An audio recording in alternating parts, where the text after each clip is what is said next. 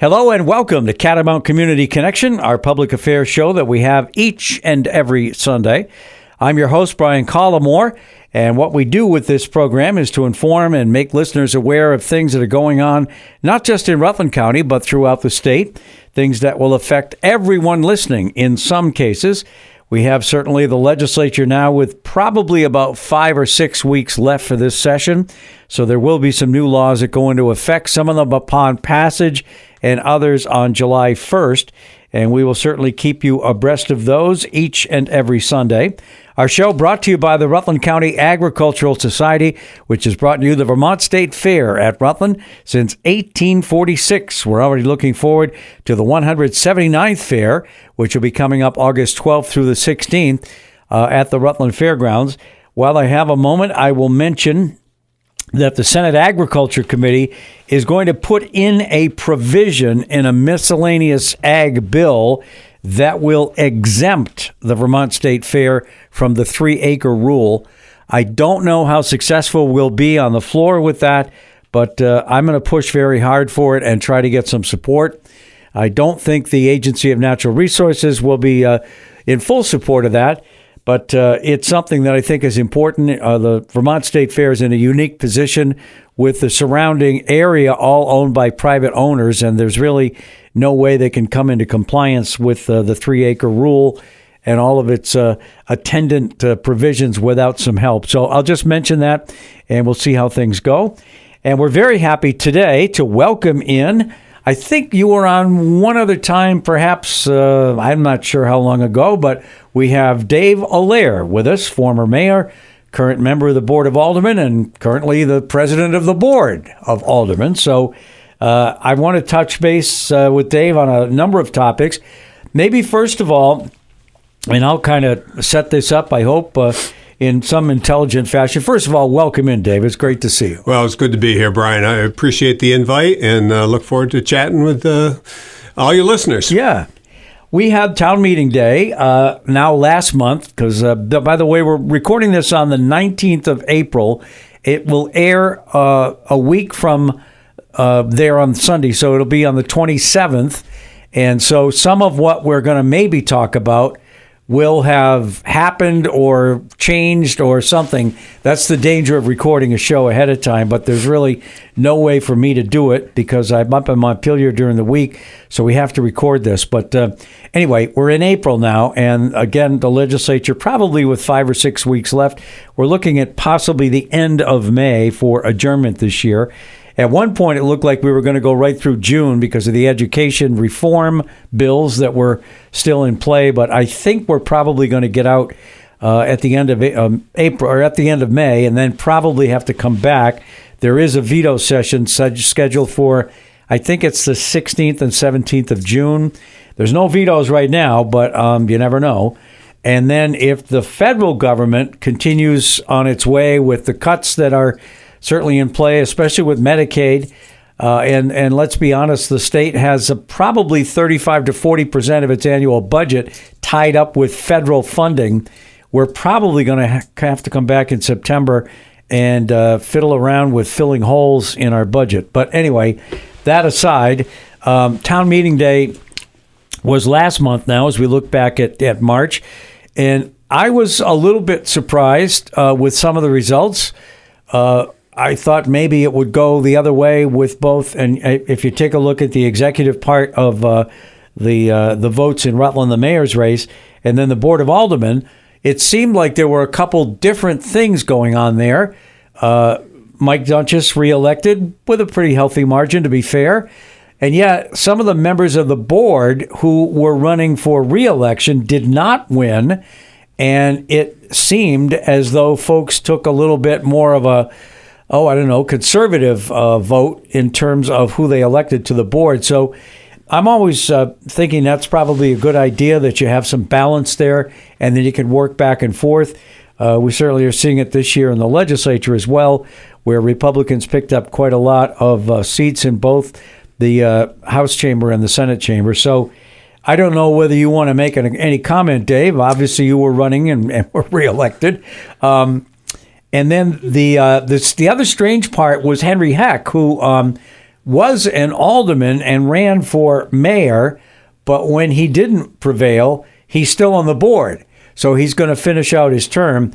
And so the composition of the Board of Aldermen, or as some people like to say, the City Council, they use that phrase in Burlington at least, is kind of weighted one way, and then the administration kind of the other way. And hopefully, and you made the appointments later on as to which alderman would sit on which committee. So maybe we can just kind of chat about that for a bit.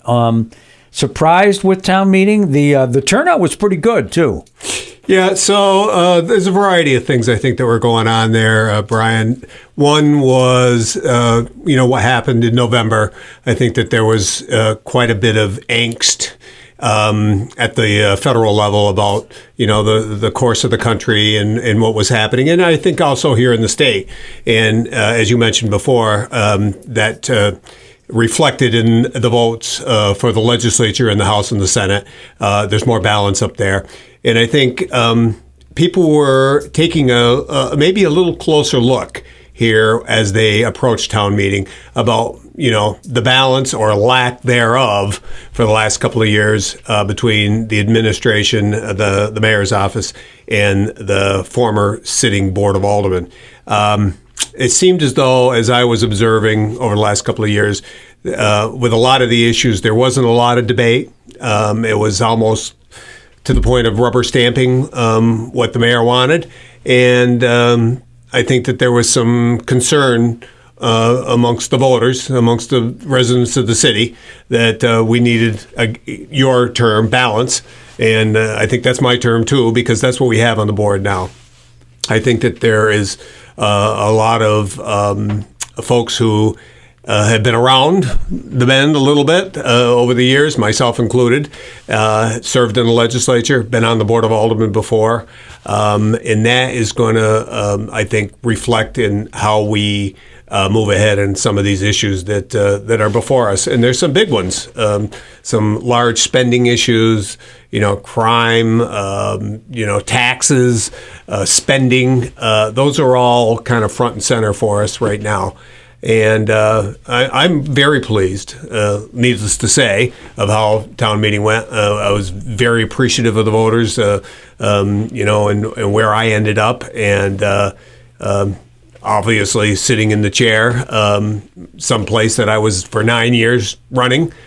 So there's a little bit of history there too. So, we're looking forward to a productive year. I think a year where when the mayor brings his proposals forward, there's going to be a complete look at, what they mean long-term, how much it's going to cost the taxpayers. Is it really something that we needs versus wants? And I think that's how I'm looking at things, and I think that's how the people of the city are looking at them too.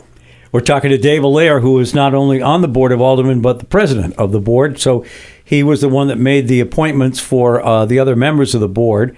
And as I mentioned, the turnout was a little better than it was the term before. I don't remember the exact number.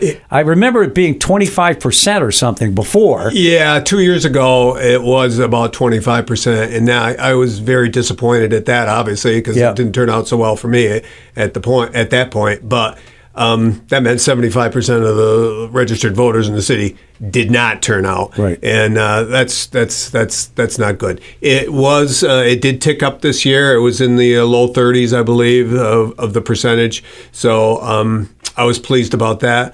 I think there were more the age diversity in the turnout this time. It was much more reflective of what the city, population is.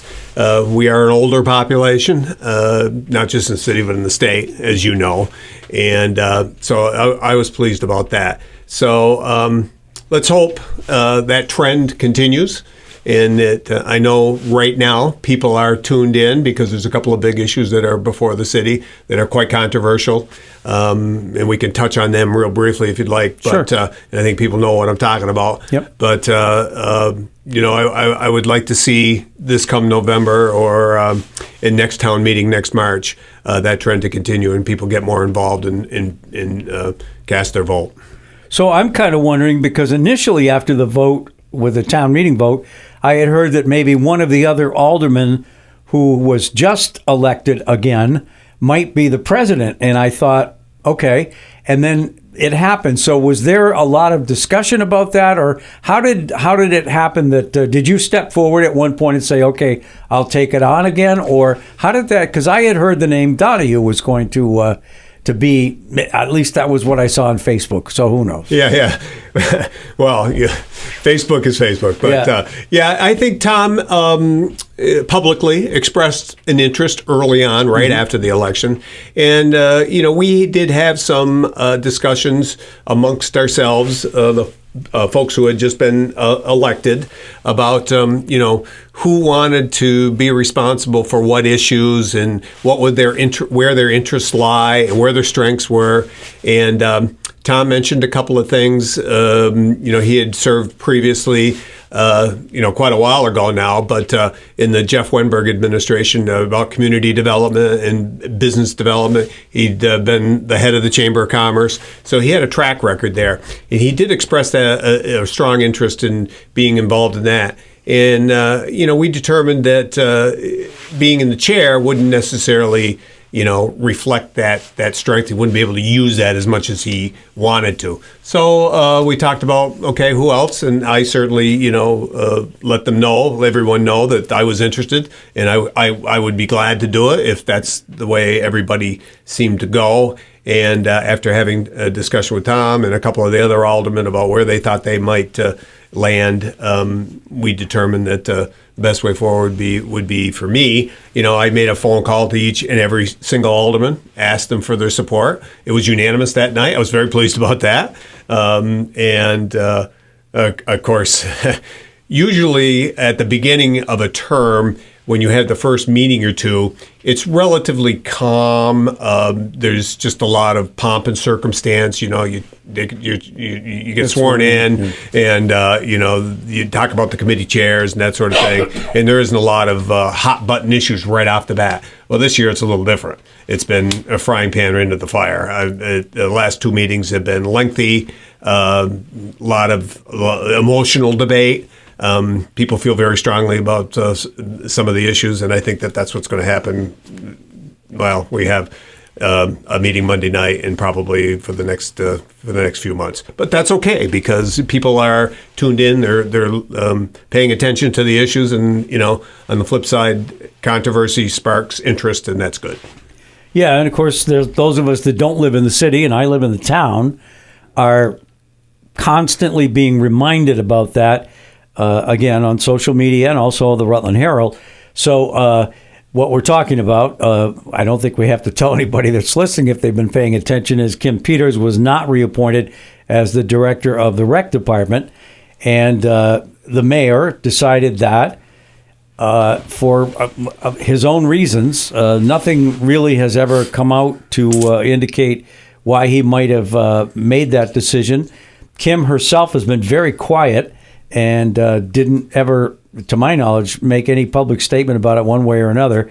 Obviously, the last meeting was different in the sense that I think it turned into a let's show support for Kim Peters meeting, and it was very well attended, and people got at least a chance to, to vent, to be honest, and to let their feelings be known. And I don't know where it's going. I have no idea. I did have the mayor on, well, it's probably 3 weeks, maybe 4 weeks ago now on this show, and it was right after he had announced that he would not be reappointing Kim Peters. And I asked him if he would tell me who he was going to, and he said no. So I wasn't able to get an answer, and I still don't know. As of, again, we're recording this on the 19th of April. So by the time it airs, this all might be old news, because maybe in the coming week he will announce the appointment. I don't know. I have no idea. Yeah.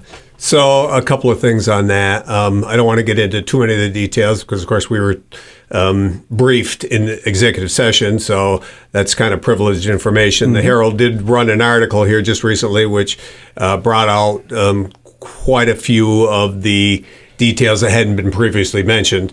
But I can tell you that I am still in total support of Kim. nothing that I have heard or been briefed on changes my mind on that. I think she's done a terrific job. I think the people of the city, the way they feel, that's reflected in that. And I'm still hoping, against hope, that perhaps there'll be a reversal and a change of mind. But as of right now, the mayor has not mentioned that he's changed his position.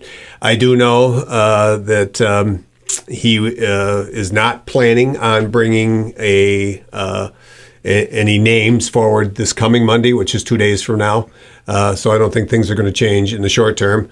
I know he's talked to a number of people inside and outside, and up to this point, there's no takers. And I guess, common sense would lead you to believe that there's a reason for that. Yeah. Well, he did mention when I had him on, as I say, it was probably 3 or 4 weeks ago, that he was not looking outside the department at the time, that he was hoping that he would find someone inside the department that was already there to sort of just take over and run with the ball, so to speak. But anyway, yeah, so that's one issue. The other thing that did occur to me, and I understand sort of the other side of it, you and I at one time were both younger folks in Rutland. I came here in 1972, and so I've been here a little bit of time, and I can remember feeling, well, those old people on the board, they don't really understand what's going on. The youth of today is different. And, I didn't do anything about it except to kind of hang out for a while. And now 50 years later, I'm one of the old guys that, so I've seen a couple of things in the newspaper lately. And you're right. The folks that got elected to the board are, for the most part, older and have served in some capacity before, whether it's in the legislature or on the board before. So in a way, if you make the case, they have the experience and the knowledge and the sort of legacy that goes along with that. But again, I understand there'll be people who are younger, for the most part, who feel that it's time for a change and time to get some newer people on there. And I think we did see that in the last 2 or 3 elections. As you mentioned, it seemed as though it was leaning one way pretty heavily, and there were a lot of younger folks there, and some of them did not get reelected. And so sort of that old guard, to use a worn-out phrase, was reelected and brought back in. I do see, obviously, because I'm one of the old guards, some benefit to that, because you can tap the brakes and slow things down, and you don't kind of rush headlong into new projects all the time. Mm-hmm. But I am sympathetic to I don't think it needed to get as personal as it did. One of the I don't know if it was a former alderman or somebody that knew somebody that was a former alderman, were kind of shooting barbs at folks that did get elected recently. So I'm not sure that's very helpful either. But I do, because I can remember thinking that way. I really do. When I first came, I was 21, 22 years old, thinking, this is just an old people's place here, Yeah. And now I'm an old people. So well, it's funny you mention that, because when I first got interested in following city government, it was before PEG TV came along, so you would get your information either from the newspaper or people who were involved in City Hall. And it did seem to, at the time, from my vantage point, when I was in my 20s and 30s, it is. Why would I want to get involved with that? These guys are all 20 or 30 years older than me, and they've been around the block. But with the passing of time and the fact that I'm now one of the senior members, there's no doubt there's a benefit. I don't think it needs to be everybody that's 65 and older, but at the flip side, I don't think we need the whole board being 20 to 30 years old either. So the balance is really good. I value the input of younger people because they think differently than I do, I'm sure, in a lot of issues, and they see things that I might not see. And so, I'm hopeful to continue to have a positive relationship with everyone on the board. I think I have up to this point, and value their input and in the community too. I always want people to be able to get a hold of me either by email or telephone or see me on the street in the grocery store, and feel free to come up to me and just look. If you got an issue, tell me about it, because that's the only way it's going to get addressed. So I can think back. I think when I first came here, Dan Healy was still mayor, although it was in his last year. Did Gilly Godnick come in right after Healy, or was there somebody in between? I can't remember. Yeah. I hate to tell you that I know the timeline here, but yeah, Dan actually was before you got here quite a few years. Okay. And there was Jack Daly. Yes. Was in the 60s. Okay. Yeah, and then Bill Foley. That's who it was. And Gilly got elected in 73, and the reason I remember that is because his son was in school with me. And graduated with me in 74. So Gilly was 73 to 81. Okay. And then Jack Daly got elected again. Yep. And was there for 6 years. And then you had Jeff. Yeah. Okay. Well, I remember all of them, and all very different people. Of course, Gilly went up to the legislature, became a state senator, and there are still stories in the hallways if people want to tell them about Gilly's time there. That's a really weird, and we're talking, by the way, with Dave Allaire from the Rutland City Board of Aldermen, the president of the board right now. And so if I go back to what I always considered to be sort of that legacy person, Bill Doyle, who was a state senator for, 50 years, I think, maybe even 52, representing Washington County, which is the area immediately surrounding Montpelier. Everybody knew him. He did the Doyle poll every year where you would express certain opinions on stuff. And politicians paid attention to that poll, I'll tell you what. And so he was there, and I served with him, I think, for one term, and then he ran again and was beaten. The weird thing was there was another guy with the same last name of Doyle that I think people were confused, and it made the difference. And Francis Brooks beat Bill Doyle and became the next senator for that area. He was a former sergeant at arms. Anyway. And former House member. Yeah, if you go into the well of the House now, maybe not so much in the Senate, because that has a tendency to have a little older composition, but if you go into the House right now and mention Bill Doyle's name, I bet you 80% of the people don't have any idea who you're talking about. Yeah. So, sometimes we get caught up thinking how important we are and how we're making a big difference to everybody. And, when I'm gone, boy, they'll be sorry. Well, the fact is, all it is next, and that's the way it is. And whether that's good or bad, and that's just the way it is. I'm not going to be in that seat forever. Someone's going to come in and take my place. And hopefully they'll have as much fun and do as much good as I hope that I have been able to. But I wanted to mention that because Bill Doyle was revered for so long.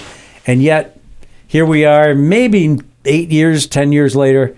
Most of the people up there have no idea who you're talking about. I'm not sure how many of your listeners remember those days, probably quite a few. But I did serve with Bill Doyle. He was in the Senate, I was in the House. And he was one of the years, I think toward the end of my term, was taking a tour of the state, and we ended up inviting him to the Board of Aldermen. I was president at the time, and he had a public hearing. I can't remember what the issue was, but Bill presided over things, and I was kind of alongside him, and we had a great time chatting, and he was just a very smart man, and his students at Johnson State absolutely loved him and revered him, and they would come into the State House, and you could tell that he was just well liked. So those were good years. On another note, if I could mention before I forget, this is totally off the topic, but you mentioned in your intro about the 3-acre rule. Yes. And I would just like to put a plug in for that legislation that you are sponsoring or that you're a part of up there, to exempt, in this case, the Rutland County Agricultural Society. I've become involved. That's one of the things I did do in my 2 years out of city government was be more involved with the Agricultural Society. I have volunteered time down there. I go to all their meetings. I know what a benefit they bring to not just this community, but the whole area. And they're on the upswing. Big time, and the numbers are just astronomical, and I just have so much hope that that's going to continue. Bring back the days of old, what the fair used to be, and it's almost to that point now. And if this 3-acre rule, plays out to its genesis, which is not necessarily good for us or for anyone, it's going to be devastating for the fair because we just don't have the money to address it.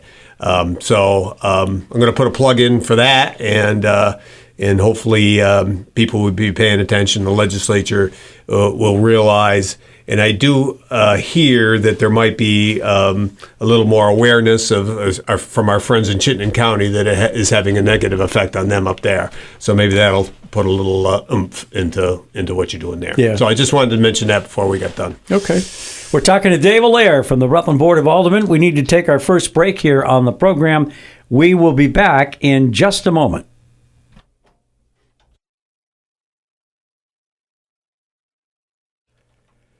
Welcome back to Catamount Community Connection, your weekly public affairs show here on Catamount Radio. And again, it's brought to you by the Rutland County Agricultural Society, which has brought you the Vermont State Fair at Rutland since 1846. Boy, what a long and proud history it has. 179th fair coming up, folks, August 12th through the 10th. We're going to have, I'm sorry, 12th through the 16th. I don't want to shorten it any more than it is. It was, I think, 7 or 9 days when I first came to town, and it's back down to, I think, 5. So, and we're going to have Robert Congdon in, who's from he's the president of the Rutland County Agriculture Society. Give us a little bit of what might be coming this year to the fair. I don't think they've signed any contracts with music acts yet, but maybe there's a new ride coming in or something different that'll be going on. I do know from having him on, the racing pigs will be back. I do know that, so people can plan on that. But he will be on the show at some point with us in the coming weeks. So we've talked a little bit about the composition of the Rutland City Board of Aldermen now, some of the assignments that were made for committees, and of course the mayor reelected, and there'll be a balance there, I think, with things that he would like to see happen, and maybe the Board of Aldermen won't agree 100%, at least take a more thoughtful look at it, and we'll see how things go there. There is also a charter change coming. The way that happens up north is it starts in the House. The House Government Operations Committee takes testimony on every charter that comes through and then either changes it, approves it, disapproves it. Well, they can't really change it, I guess, because of they could take provisions out of charters, but they can't add anything. And then it comes across to the Senate, and I'm chairing the Senate Government Operations Committee now, so we'll take a look at that. I know there were about 5 provisions, but I don't have it in front of me. One of them, I think, raised the threshold for projects that get set out to bid or at least have a price tag attached to them. And it was $2,000. They couldn't go beyond that without getting additional approval from the board. I think that's moved up to $5,000, which only makes sense. I mean, if you've tried to repair your house or get a remodeling job done, you know that everything has gone up. There's no way to pay for the labor that we have and the lumber and the materials without it costing you more money. So I think that makes a lot of sense. And as I remember it, because I did see them, the provisions in the charter, there really wasn't anything controversial. So I'm assuming that by the time it gets over to my side, we'll just take maybe a couple days. We'll walk through it and then take a couple days of testimony, maybe from somebody on the board or the mayor, and then approve it and be done with it. So that's one thing that will be coming up here in the next few weeks. And speaking of the legislature, and if you have other topics, certainly, and we're talking to Dave Allaire, by the way, from the Rutland City Board of Aldermen, that you want to address, by all means. We talked a little bit about the recreation director of the city not being reappointed. I don't know by the time this program airs, which will be on the 27th, that we will have any new information to share in terms of names. but maybe that's coming up this week. I don't know. It didn't seem like it was more likely than not. But is there anything the legislature can do? And you spent, is it 4 years or 2? Actually, 6. 6, okay.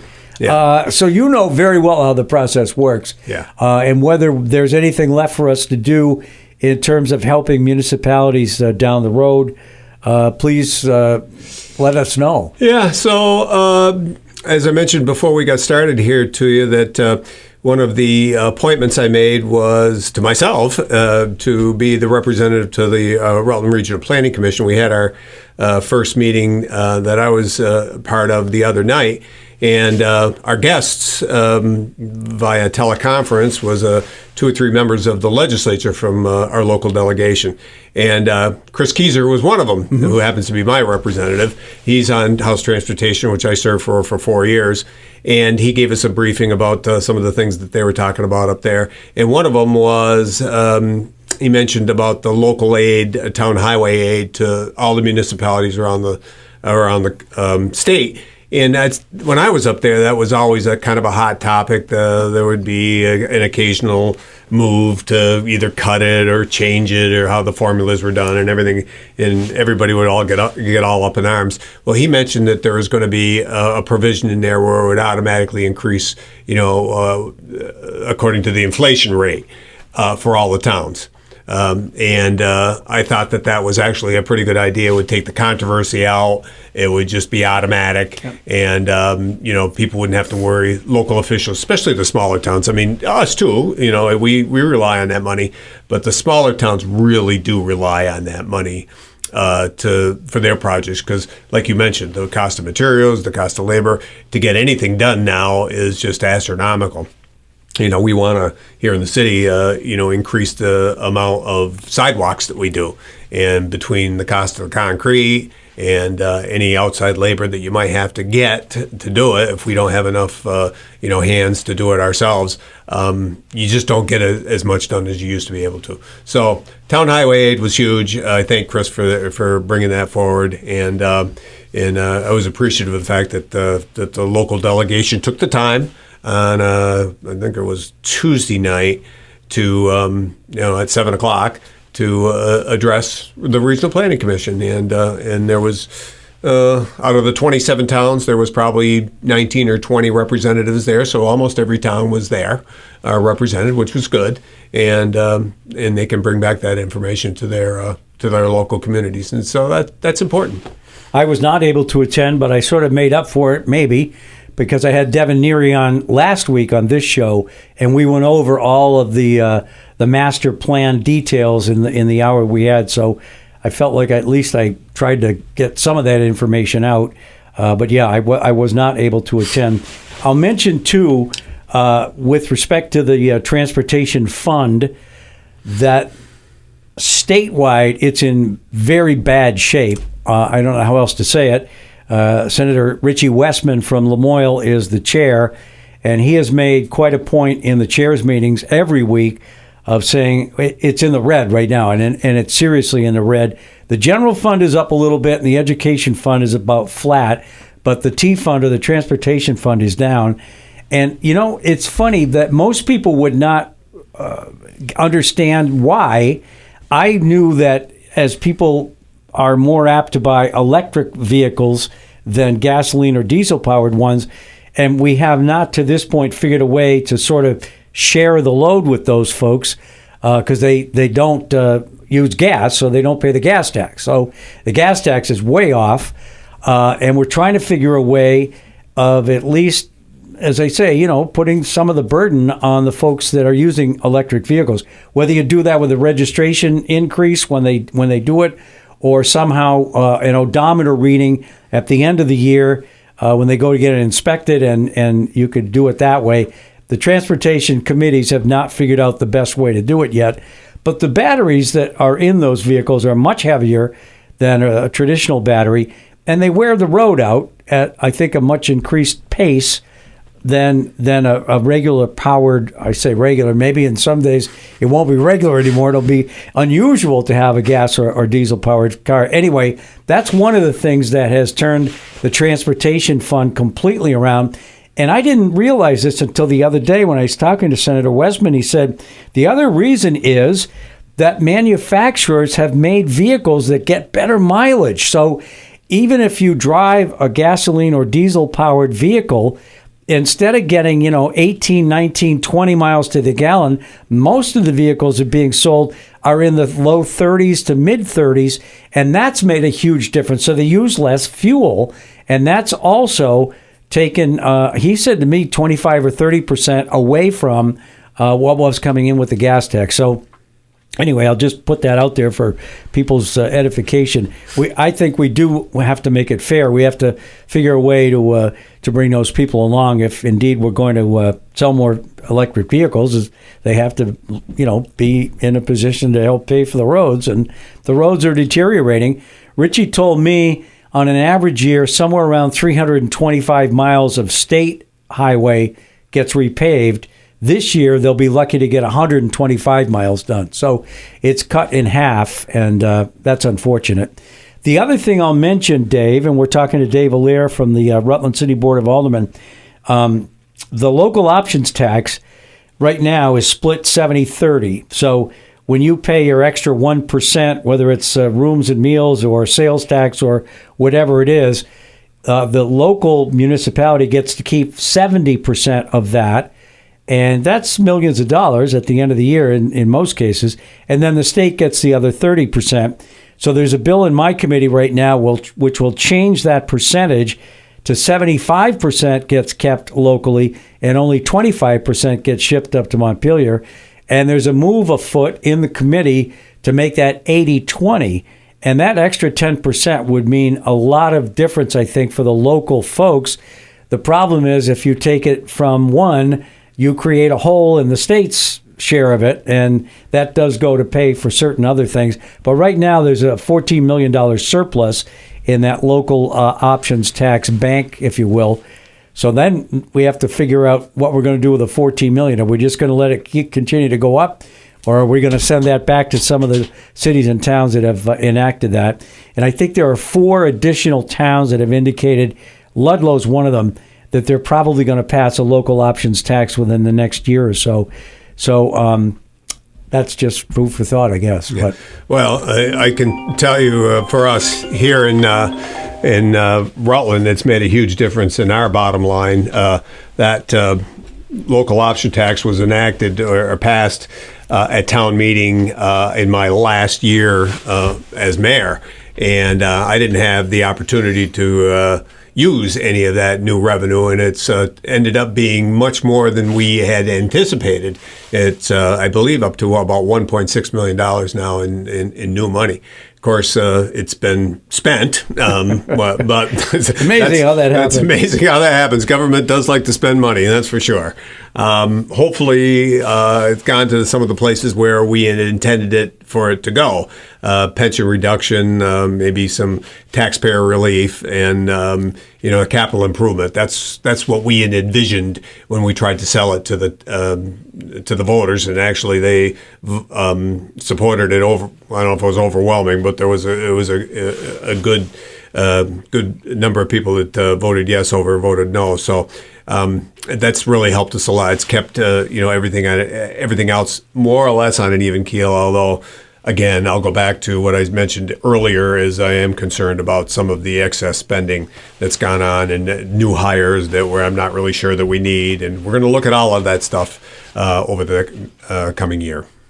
There is some great economic news if people have been following with the TIF district. And we've talked to Mayor Dunches about that. And also the treasurer was down a couple of weeks ago, too. Mike Pichek was on this show.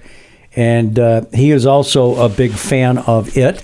I keep calling it the Belden Project, only kind of a tip of the cap to the Belden family for stepping up to the plate and really, taking a risk and investing quite a lot of money in that project. And but I think that's going to be great for the downtown area and the whole region.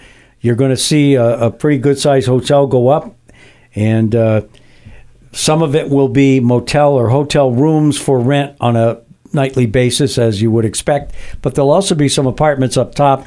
Can't remember how many. I want to say 20 or 30 that will be available for people to live in, and then below there'll be restaurant and whatnot. And I think it's going to really make a difference. Since I've been here, I believe the townhouse fire was in '73, so I was only here a short time, and I can remember being. I actually worked for WHWB at the time, and this group of stations here used to go off at midnight. And so I ran down and we went back on the air, and I was sitting in front of or inside Hewitt Jewelers, which was a little tiny jewelry store right next to the movie theater, and I could see the people that were jumping out into the nets below, and it was quite a night. Gosh, it was so cold that night. I'll never forget it. Mm-hmm. Anyway, what has been there since, the so-called pit, will finally have an occupant, and I couldn't be happier about it. I know there'll be bumps along the way. There'll be infrastructure that has to be redone. I think Center Street will have to be dug up, new water, power, sewer lines put in. But I think in the end it's going to make a huge difference. And then right across the street, the old Richardson building has been purchased by the Paramount, and they're going to do a lot of renovations there. So I think some good things are on the horizon. And I agree. Those are all projects that we had talked about in my last term as mayor, and they were just in their infancy. I'd had the Beldens in several times. I was really thrilled that they were taking an interest, a concerted interest in the hotel, and it looks like it is going to be built downtown in the pit, and in our lifetime, Brian. I hope to be able to be there for the ribbon cutting when they open. But it's going to be just a tremendous uplift for everyone downtown. It's going to bring so many more people in. The business community needs a place where folks coming in, visiting, not just tourists, but the business community, for the larger companies, the Rutland Regional Medical Center, Casella's, whoever else you want to mention, where, they can stay and do it downtown and be able to eat and walking distance to all these local businesses down there. I think it's going to be a tremendous boon. And the only way it was going to get built was through a TIF district. And I've had the opportunity to talk to officials in other communities, St. Albans being the marquee here in the state, about a successful TIF district, because I'll tell you, 25 years ago, they were struggling even worse than some people think that we are. And we're not really, we're downtown is beautiful. And there's so many good things going on, but St. Albans really had their challenges. And it's transformed up there. Beautiful new hotel. The streetscapes are all brought up to life. I mean, it's just, and there's people all over the place up there. We actually just purchased a puppy for our house, and the people who raised it from its infancy were from St. Albans, so we had a chance to be up there a couple of times, and I'm just amazed at what's happened up there, and I think it can be exactly replicated down here. So I'm thrilled. We're talking to Dave Allaire, who is on the Rutland County or Rutland City Board of Aldermen. As a matter of fact, he is the board president, and we have a chance to catch up with him. We have to take our second break here on Catamount Community Connection. We'll be back with maybe some more legislative notes in just a minute with Dave. We're back on Catamount Community Connection. I'm your host, Brian Collamore. Each and every week, we talk with a community leader, sometimes from the business, professional, nonprofit, or political arenas. And today we are speaking with the board president of the City Council, Dave Allaire, who has spent quite a lot of years in public service. I had somehow thought it was only 2 terms up there, but it was 3, so 6 years in the Vermont General Assembly as a member of the House of Representatives, former board president, and a member of the Board of Aldermen. And it must be kind of nice getting back on board and having, some familiar faces with you, and being able to see our transition, as we just started mentioning the downtown area, will undergo in the next, I'm not sure how quickly that will go. It's 2 or 3 years probably before we actually see shovels in the earth and the dirt turned over and a brand new hotel. But again, thank you to the Belden family for their vision on that. The VEPSI board, which is the Economic Progress Council, has blessed the project. So it's 90, I want to say like 95% guaranteed. There were a couple of minor things I think that they still had to do. But because it's in a tier 1 location, it is exempt from rather, in my view, onerous Act 250 process. It's much easier to just get it done. The water and the sewer and everything's right there, so they don't have to go through that. And looking forward to that. Yeah. So the other night we had a committee meeting and talked about the approval, conditional approval that we have right now, and it was contingent on removing one of the parcels from the original plan for the district. Non-controversial. The property owner had no problem with that. The board or the committee gave it blessing, and this coming Monday night we'll have the full approval of the board, and that goes back up to VEPSI. And they said that once you did that, then it's you can move forward. And so the TIF process is just what it says. It's a process. It takes time. Takes a lot of legwork, groundwork to get one moving, but we are well on our way, I think, to being able to get that first project shovel ready, and very excited about that. There are other ones that are in the kind of planning stages. Other parcels around town. One's up on the corner of Woodstock Avenue and North Main Street, which is a blighted property that's been sitting there vacant for, probably 20 years or longer. And it's, right there at a gateway into our community. That needs some work. I'm hoping that that's maybe not, if not the next one of the ones that comes soon after that, to try to get some movement there, because there's, I think, a lot of potential if you can get all the players at the table and move that forward. The old dress factory down on State Street, that's another one, blighted property. The neighbors are, hoping beyond hope that something's going to be done with that building. That's been sitting there vacant for an awful long time, and is almost to the point where it's ready to come down, which might be a blessing, and it's because there's nobody around. So, but anyway, those are the types of projects that are being thought of and planned, and again, the TIF district is the ones that is the vehicle which makes it all happen. So legislatively, I will mention that in the campaign last run back in November and all the way up until that election, education reform was on the minds of most people, mostly because of the property tax bill they got. I mean, very few people follow the educational system that closely unless it impacts them. And if you don't have kids in the school, you pay even less attention. But once that property tax bill comes, all of a sudden the radar's up. So we have not yet done anything, in my view, to address that. The House did pass a bill, it's now a couple of weeks ago, and sent it over to the Senate. So the Senate Education Committee, and by the way, Senator Dave Weeks and Senator Terry Williams are both on that Senate committee. There are 5 members, so they have a pretty strong voice with 2 out of the 5. And the Senate Pro Tem, who's our boss in the upper chamber, has made it clear that we will not be doing maps this year. We're not going to take the district and put it together. The governor proposed 5 districts statewide, probably knowing that wasn't going to fly. The Senate had come up with, I think, 12 or 13 districts.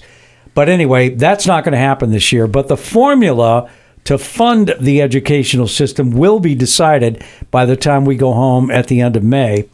The governor's proposal was $13,200 per student to educate them for a year. The plan that came over from the House was substantially, in my view, higher. It was $15,033. So there's some discrepancy there. And what that is the average. That's the cap at which all districts are going to have to stay inside that unless, and again, there are weights to be assigned. So if you have a poorer clientele or students that have English as a second language, kind of the learning thing, you get a little more credit, if you will, and you could spend a little bit more money. But at some point, they'll be capped. There'll be a number that you can't go above, again, unless if you want to put a pool in or you want to add a second floor to your school, the people in that district are going to have to pay for it by taking out a bond or something like that. Unlike what's going on now, where everybody pays into this big, huge pile, and then it all gets filtered back down. So people in Rutland may not realize it, but Burlington High School is in the middle of putting up this, I call it the Taj Mahal of high schools. It's just unbelievably expensive, hundreds of millions of dollars. And we're all paying for it. Not, 20%, but we're all getting a little bit of that bill in our own property taxes. Mm-hmm. So this will be, I think, a real substantial change to the way we do things. And we'll have to see what the number is at the end of it.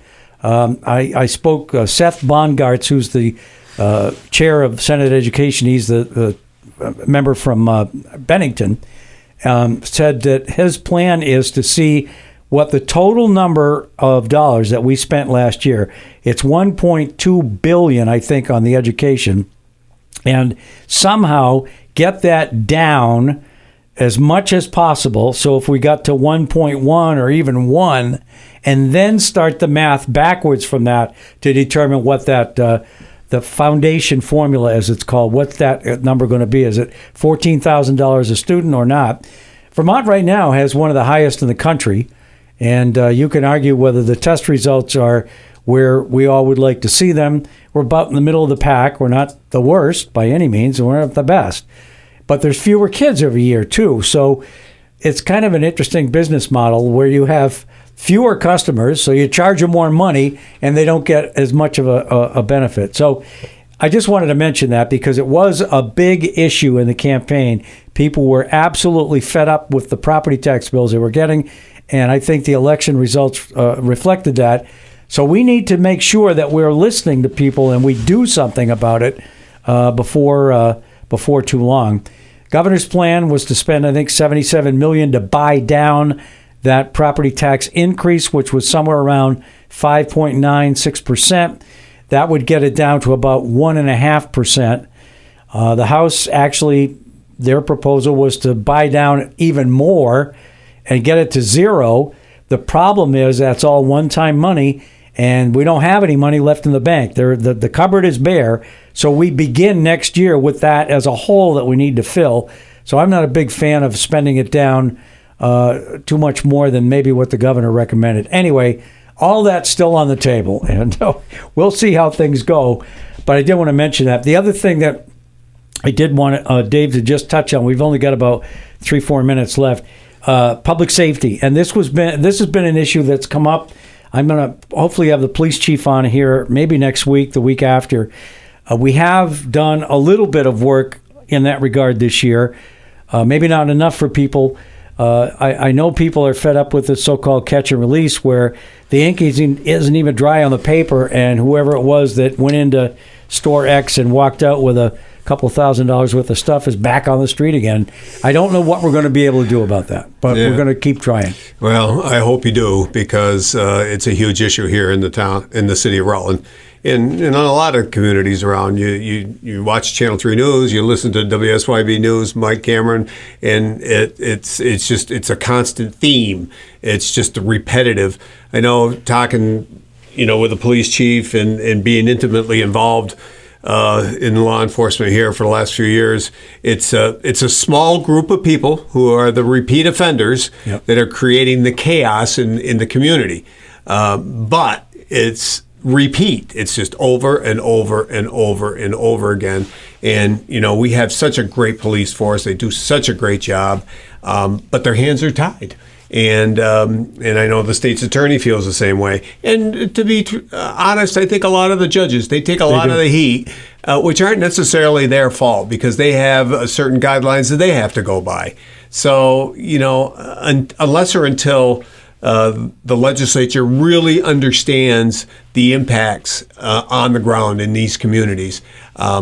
You're just going to take small bites out of the apple and not really address the underlying issue. Now, I know it's substance abuse, and I know it's low income, and there's maybe 100 different reasons, the breakup of the families of why these things are happening, but it's still there are real world consequences in our communities for these repeat offenders, and until truthfully they get locked up, and because that's what needs to happen with a lot of these people. That's the only way they're going to learn. They got to. Public safety is huge. You got to keep them off the streets.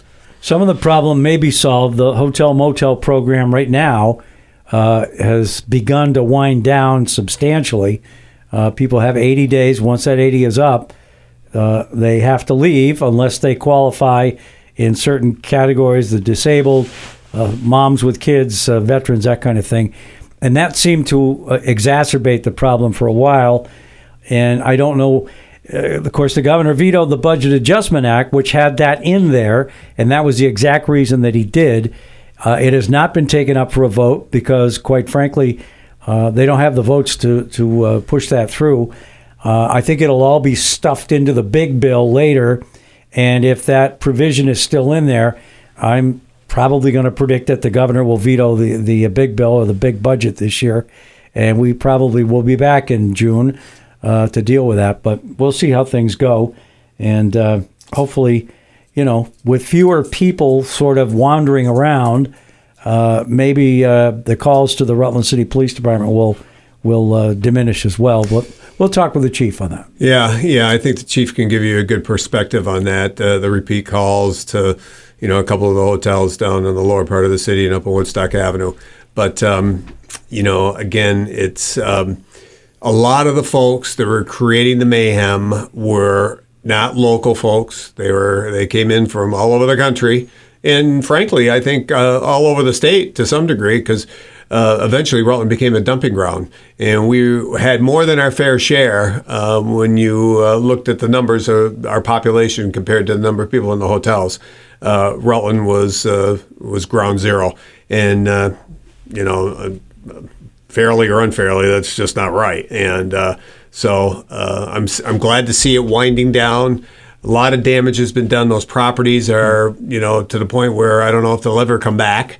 The Cortina Inn is one that comes to mind. I know it's in the town, but it was a marquee establishment for a lot of years. A lot of people got married down there. They went out to dinner down there. They had their relatives stay there, and it was just a beautiful place. And now it's gone, and that's a real shame. Yeah. We've been talking to Dave Allaire, who is the president of the Rutland City Board of Aldermen. I want to thank him very much for coming on, and be glad to have you come back at any point. So you have a great day and a good week. And we will have all of you hopefully on board with us next week here on Catamount Community Connection. Thanks, Dave. Yep. Thanks for the invite.